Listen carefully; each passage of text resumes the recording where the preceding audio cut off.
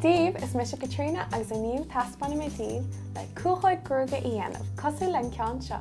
Mas míle ba álamach cuachí len dhéanamh chuinigí breanú ar an bhfíseán seo. Cad a bheith ag taispeán. Píosa éadach tropalach cúilteag fá 8. Gun na glút te, píosa ribín le cur ina lár agus Cuachóg Gruaige alligator. Cur glú te ar an imeall. Iompaigh an taobhdach amach nó go mbeidh an uaim taobhaiste, sin éon chlas. Tuair an dách leagan na chéile agus cuine náit le glú.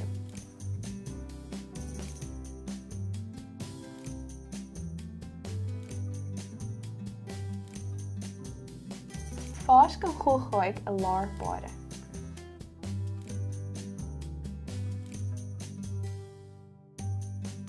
Cur an ribín sa lár agus cur glú te ar na chunne in áit. Úsáid Cuachóg alligator an sin leis an Cuachóig a chur i do chuid Gruaige. Agus sin agat é do Cuachóg Gruaige féin. Agus an éasca le déanamh. Ná den go dearmad clár chun tuile bhfíseán a eiceáil. Slán!